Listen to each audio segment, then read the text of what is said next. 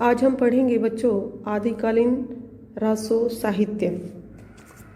आदिकालीन रासो साहित्य आदिकाल में रचित साहित्य में रासो काव्य ग्रंथों का महत्वपूर्ण स्थान है। सबसे पहले हम पढ़ेंगे कि रासो शब्द की व्युत्पत्ति कैसे हुई या किस शब्द से हुई। रासो शब्द की उत्पत्ति के बारे में विद्वानों में प्राय मतभेद है। सबसे पहले फ्रांसीसी विद्वान गार्सा दे तासी ने रासो शब्द की उत्पत्ति के संबंध में विचार व्यक्त किए। उनके अनुसार इसे राजसूय शब्द से उत्पन्न माना जाता है। उसके पश्चात डॉक्टर नरोत्तम स्वामी ने रासो शब्द की उत्पत्ति राजस्थानी भाषा के रसिक शब्द से मानी है, जिसका अर्थ है बच्चों कथा काव्य। क्या है? कथा काव्य। उनके अनुसार रसिक से रासो का विकास निम्न क्रम में हुआ: रसिक, रासौ, रासो। उसके पश्चात आचार्य रामचंद्र शुक्ल ने रासो शब्द का संबंध रसायन से जोड़ दिया। उनका मानना है कि रासो शब्द की उत्पत्ति रसायन शब्द से हुई है। रासो शब्द की उत्पत्ति के संबंध में आचार्य हजारी प्रसाद द्विवेदी का मत सर्वाधिक समीचीन है। उन्होंने संस्कृत के रासक शब्द से इसे व्युत्पन्न माना है।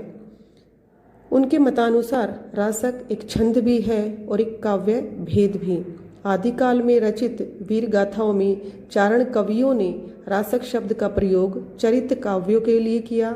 साथ ही यह भी उल्लेखनीय है कि अपभ्रंश में 29 मात्राओं का एक छंद प्रचलित है, जिसे रास या रासा कहते हैं। रास काव्य उन रचनाओं को कहा जाता है जिनमें रासक छंद की प्रधानता होती है। आगे चलकर रास काव्य ऐसी रचनाओं को कहने लगे जिनमें किसी भी गेय छंद का प्रयोग किया गया हो। प्रारंभ में रास छंद केवल प्रेम परक रचनाओं में प्रयुक्त किए गए, परंतु कालांतर में वीरस युक्त रचनाएं भी इसी छंद में लिखी जाने लगी। रासक शब्द से रासों की व्युत्पत्ति निम्न क्रम में मानी गई है: रासक, रासय, रासा, रासो। डॉक्टर माता प्रसाद गुप्त एवं डॉक्टर दशरथ शर्मा ने भी आचार्य द्विवेदी के इस मत का समर्थन किया है। अतः अब यही मत प्राय मान्य है। इसके पश्चात हम पढ़ेंगे बच्चों कि आदिकालीन प्रमुख रासो काव्य कौन कौन से हैं। सबसे पहले पृथ्वीराज रासो, जिसके रचयिता हैं चंद बरदाई।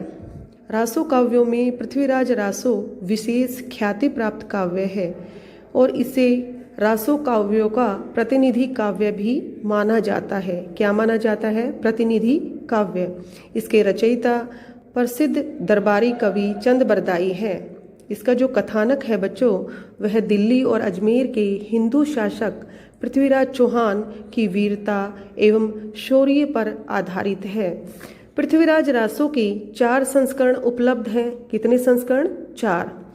जिसके वृहत संस्करण में लगभग 16,000 छंद तथा 69 सर्ग या समय हैं। कितने हैं? 69 समय या सर्ग। मध्यम में 7,000 छंद, लघु में 3500 तथा लघुत्तम में 1300 छंद है। हालांकि इस काव्य की प्रामाणिकता पर संदेह व्यक्त किया जाता है, पर काव्य सौंदर्य की दृष्टि से यह एक उत्कृष्ट काव्य है। इसमें कवि ने श्रृंगार एवं वीर रस, विभिन्न अलंकारों, वस्तु वर्णनों, मार्मिक प्रसंगों तथा दोहा, छप्य, ताटक, तोमर, पद्दरी, सहक आदि छंदों का प्रयोग किया है। और इस रचना की जो भाषा है वह है डिंगल और पिंगल, जो सभी रसों के अनुकूल है। इसके पश्चात खुमान रासो। कौन सा? खुमान रासो। खुमान रासो एक संदेहास्पद काव्य रचना है। इस ग्रंथ एवं इसके रचयिता के बारे में कई प्रकार की शंकाएं उठाई गई हैं। सबसे पहली शंका इसके रचयिता के बारे में है। इसे ब्रह्मभट्ट ने लिखा है या दलपति विजय ने? इस प्रश्न का उत्तर विभिन्न विद्वान दलपति विजय के पक्ष में लेते हैं, अर्थात इसके रचयिता दलपति विजय को मानते हैं। इसके संदर्भ में दूसरी शंका यह है कि चित्तौड़ में 3 खुमान हुए हैं। कितने हुए हैं? 3। खुमान रासों में किस खुमान की कहानी है? इस रासों में 9वीं शताब्दी के खुमान से लेकर 18वीं शती के राणा संग्राम की तक की चर्चा है। वास्तव में खुमान रासों में खुमान वंश का इतिहास है। अन्य रासों की तरह इसमें भी प्रक्षिप्त अंश जोड़े गए हैं। इसी कारण इसकी भाषा की प्राचीनता भी समाप्त हो गई है, परंतु असली अंशों में प्राचीन भाषा ही मिलती है। आगे है बच्चों परमाल रासो और इसके रचयिता हैं जगनीक। परमाल रासो कलिंजर के राजा परमाल के दरबारी कवि जगनीक द्वारा रचित है। उन्हें चंदबरदाई का समकालीन माना जाता है। किसका समकालीन माना जाता है? चंदबरदाई, जो पृथ्वीराज रासों के रचयिता हैं। इस रासों में उन्होंने महोबा के 2 वीरों आल्हा और उदल, कौन थे वो 2 वीर? आल्हा और उदल की वीरतापूर्ण 52 लड़ाइयों तथा उनके विवाहों का बहुत ही काव्यात्मक एवं ओजपूर्ण शैली में वर्णन किया है। इसका नामकरण बाबू श्याम सुंदर दास ने किया था तथा 1911 में इसे प्रकाशित करवाया। उत्तर प्रदेश में इसे आल्हा के नाम से जाना जाता है। किसके नाम से जाना जाता है बच्चों? आल्हा के नाम से। वहाँ गांव-गांव की भीड़ भरी महफिलों में रात भर गाया जाता है।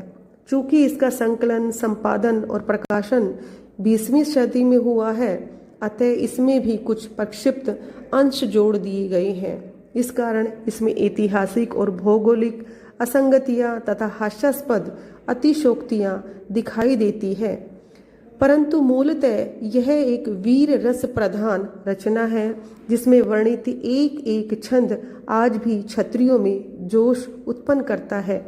जैसा कि देखिए कि 12 बरस लो कुकर जीवी, 12 बरस लो कुकर जीवे, अरु 13 लो जिए सियार, बरस 18 छत्री जीवे, आगे जीवन को धिक्कार।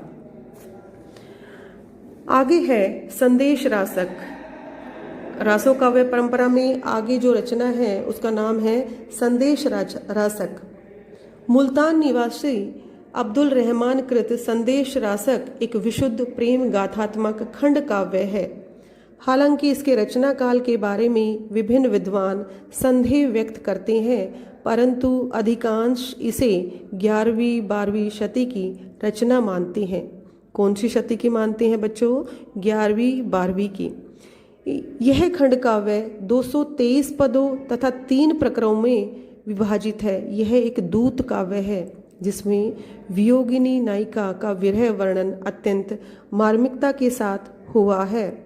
संदेश कथनों में नारी हृदय की परवशता, आकुलता और विदग्धता का मुखरित स्वर इसमें दिखाई देता है। फिर है बीसलदेव रासो। रासो काव्य परंपरा में जो अगली रचना है वह है बीसलदेव रासो। यह रचना नरपति नाहले द्वारा रचित है और अब तक इसकी 27 प्रतियां मिली है, जिसका संपादन करके डॉक्टर माता प्रसाद गुप्त ने कुल 500 छंदों में से केवल 128 छंदों को प्रामाणिक माना है। कितने छंदों को बच्चों? 128 छंदों को, और शेष को प्रक्षिप्त यानी बाद में जुड़े हुए अंश माना है। उन्होंने इसका रचना काल सन 1312 माना है, किंतु अधिकतर विद्वानों ने इस कृति को संवत 1272 में रचित माना है। इस रासों में अजमेर के शासक बीसलदेव तथा भोज परमार की पुत्री राजमती की विवाहेतर कहानी 4 खंडों में विभाजित है। कितने खंडों में विभाजित है? 4 खंडों में। पहले खंड में दोनों का विवाह, दूसरे खंड में बीसलदेव के रूठ कर उड़ीसा जाने, तीसरे खंड में राजमती के विरह तथा भोज द्वारा उसे अपने घर ले जाने, तथा चौथे खंड में 12 वर्ष बाद पत्र पाकर बीसलदेव के आने, राजमती को लिवा ले जाने का वर्णन है।